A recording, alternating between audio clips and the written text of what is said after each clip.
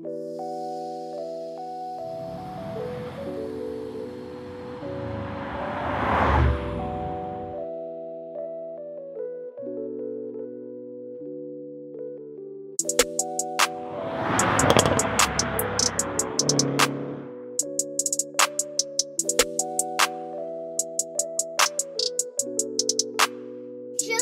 beat.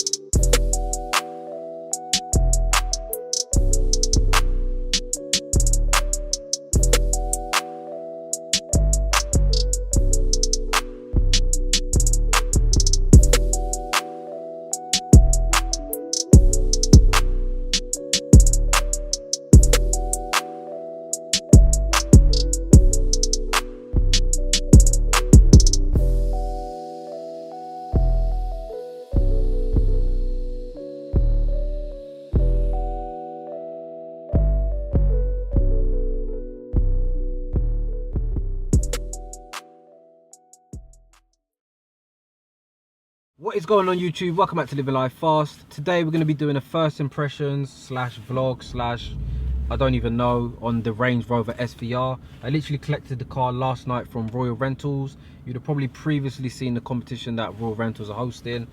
So yeah, they just chucked me the car for a day. I've done no research, so it's not going to be anything too in-depth or informative. We're just going to take it for a drive. I've got Gov on the camera. So yeah man, I hope you enjoyed the video and I'll see you in a sec.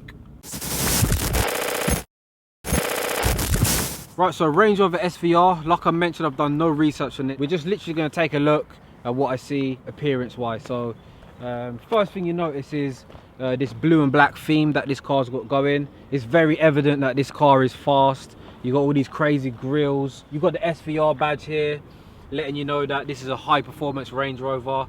It shows special vehicle operations, so that must be what SVR stands for. I think the bonnet's got some type of carbon composite. You got these grills, but they don't look active. It just looks like it's there for show. You got the same grills on the side. Again, looks like they're there for just show. You got these 22-inch wheels. They're absolutely massive, finished in gloss black. And you've got these huge Brembo calipers behind. And with 4x4s, they always make the brakes good because they're really heavy cars. The mirrors are finished in like a black gloss. The side skirt's got like a black gloss finish as well. It's just really nice to look at. I mean, I've only had the car for a day and everybody stares at it. Moving on to the rear, you've got another SVR badge letting you know that this is a high performance car. And straight away, if you look down at the diffuser, you'll notice a quad exhaust pipe. So if any of you lot have heard this car on the internet, this is probably one of the best. It probably is the best sounding 4x4 Jeep. Very heavy doors. You got this sort of like aluminium theme that goes through the interior, so you've got it surrounding the unlock buttons here, surrounding the air vents, and down here you've got the Range Rover with the aluminium around it as well. I mean, this interior is seriously special, and when you're driving it at night with the ambient lights, you know I always go on about ambient lights. It's a real nice place to be, man. You've got this massive sort of like moon roof that brings so much light into the cabin. Infotainment system's actually touchscreen, and I was actually finding it quite difficult earlier to actually get the aircon working, so it can be a little bit annoying, all of this technology. Steering wheel's covered in leather as well. I don't think it's a dual clutch transmission this car's got. I think it's just an auto, but the shifts are really quick. You get the paddles behind the steering wheel. It's actually got a digital speedo, looks really cool. The seats, not a massive fan of them. They're almost like bucket style. Not that I've got a problem with bucket seats. It's just when I look at them, they look like something that should be in like an RS3 or an RS4. I'm not trying to say that's a bad thing, but for a car of this price point, I think it looks a little too sporty. I think they're a little lighter than the standard sport seats as well. I think 30 kilos. You can get them in 4 different color combos. And yeah, it's just, honestly man, this is a place that you'd want to spend the rest of your time. So yeah, I don't know what else to say, guys. I think we'll just go hit the road and just take it for a small drive. Boom.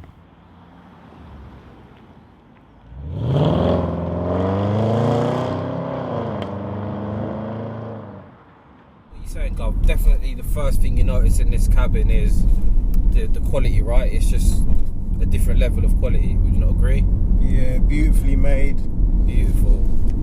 Some upper echelon. Upper echelon, yeah? Yeah, that's it. That's the word I'm going to use. I mean, it's a big car, like 2.5 tons roughly. and it's really like agile. It really does react. The body reacts to the wheel. 4x4s I've drove in the past, you know, it's almost like you're steering a bus. I mean, the steering, like, although it's responsive, it's like, you know, the car feels nimble and agile. There's not a lot of feedback, so I can't really feel the road. I suppose it probably adds to the comfort. It's something that I always highlight in a lot of these sports cars I drive. In a car like this, you probably don't want that type of feedback because it is a really heavy car, and I am being tricked into believing that this car is a lot lighter than it really is. So now we're getting onto a dual carriageway. Sound just squats. Yeah, my god, it is a seriously fast car as well. I would definitely say that this can stay with an F80. It's a real effortless power, exactly like the S5, because obviously it's supercharged. I mean, you pin it and it really chucks you back in the seat, even at these kind of speeds. It's supercharged, feel like electric to me. They're instant power. I think it's 502 foot-pounds of torque. 0 to 60, I think it's 4.3 seconds. And I'm sure this car will fly way past 160 miles per hour. Shouldn't be a problem. But I mean, this car here, it's not about driving fast. It's so relaxing. Is what's great about this car, man. I'm just relaxed. You sort of, like I say, because you're sitting so high up, and I don't know. Obviously, I know this is a sporty 4x4, but the suspension travel must be like really far, because it just feels like, although it's rigid and stiff, you can feel it's good handling, but it feels bouncy, you know. The gearbox, obviously it's not a dual clutch transmission, so it's not no super fast gear shifts. On upshifts it's quite quick, but it does kind of react quite slowly to downshift, and on top of that you can't really hear it downshift, so like you kind of don't know when the gear's been changed. You have to look to see the number. Upshifting's fine, you get a nice crackle as well with the upshift. Hear that? But the size of it, really shocked at how like nimble it feels, and stable as well at high speeds. It's really stable. This car is not a joke. If you know anything about 4x4s, you'll know Range Rover, they've got it locked. I don't know what the trickery is. You've got all these terrain settings down here. And go on, what you gonna say? I would say probably one of the best off-road cars. Yeah, it's got to be the best off-road car, yeah. And also, definitely. if you want to tow some of, like, I don't know, you had some jet skis or your speedboat, Yeah. you'll be able to tow it down to the coast and that. Yeah. As soon as you start speeding up around the corner, it's kind of weird, because it's like the car feels like it's propping up on each side. Like it stays. It's like there's no body roll. It stays level somehow. But it feels like it's being propped up on each side. Can't really explain it, and it really does stay on its line as well. I try hit up a road up here. I don't want to push the car too hard, because this is like obviously a rental.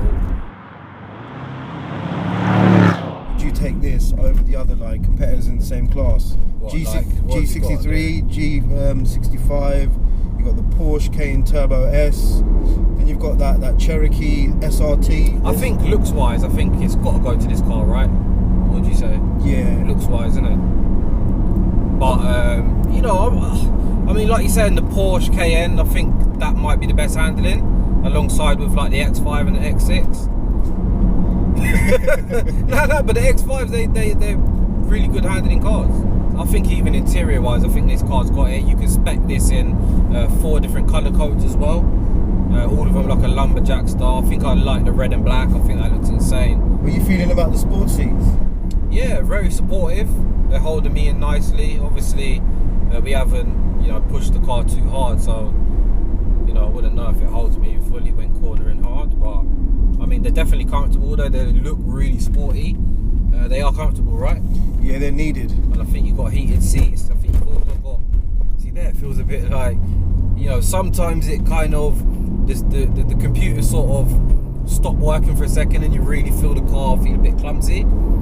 Because with these big heavy cars like the GTR, the M5, it's all trickery, isn't it? You know, it's the computers making the cars feel as good as they do. Just like that. So yeah, we'll try it in sport. So that's the gearbox setting in sport. I've got this ASL mode or whatever that is. And I've also got the exhaust button. So I think it's like an active exhaust. I think it opens at a certain RPM.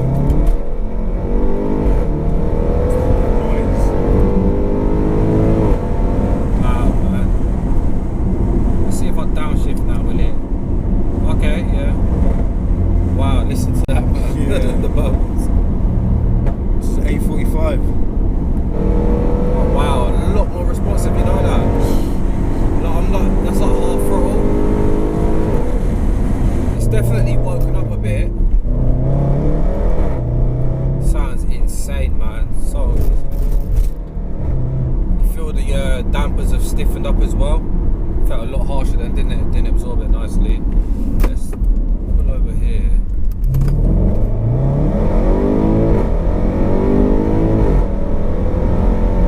Yeah, wow, that's crazy, man. Petrol's gonna be a nightmare. I mean, 5 litre V8 supercharged. Like, I've put 85 quid, and it's, yeah, we're about to put more in now. We ain't really been driving it hard, have we? A couple of times. So you've also got digital speedo dials. Looks really cool, very responsive. There's no like, it's like kind of like an animation.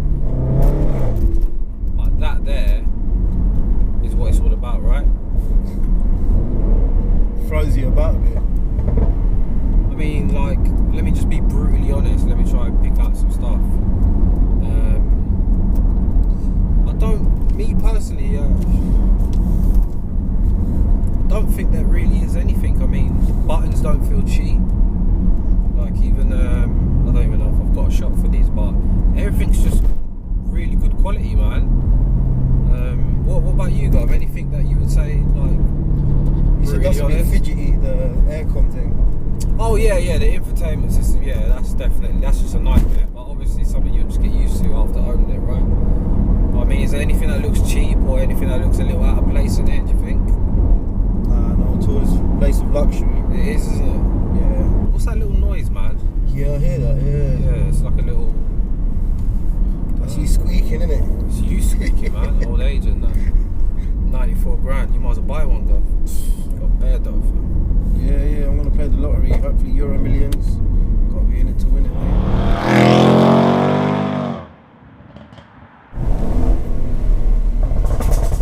Wow. Kind of pulls to the left a bit, doesn't it, as well? Under acceleration. Wow. So close, man. It's like a monster truck, innit? It's like... That's exactly what it is. It's like the front wheels coming up. But very entertaining, man. Fuck me, does it sound good.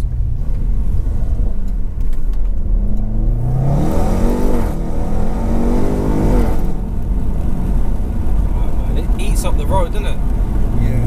How does it feel from the passenger seat? Does it feel quick? Throws you around a lot. You can feel it is quick. Ducati 999, isn't it? Yeah, it is. It's like I'm fighting the wheel a bit. It does move around quite a lot.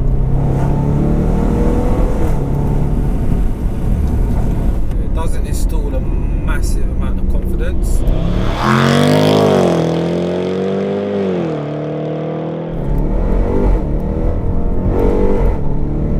It's bloody good for a 4x4, man. But you could definitely stay on someone. Like a sports car, easy. You know, you have to be a bit crazy to do it, but... Seems like you're not working that hard to make these corners. Seems like it's quite easy. I mean, to you it may be fast, because obviously, you know, you're a bit soft when it comes to corners, right? Nah, you on that Beamer life, just imaginary MPH, like you're doing about 30, feels like about 60.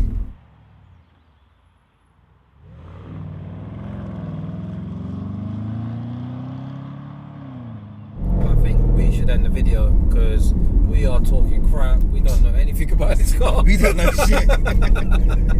Sorry guys, man. Yeah. Yeah, man. I hope you enjoyed it still. As always, like, share and subscribe, and I'll see you soon. Thanks for watching. Bye.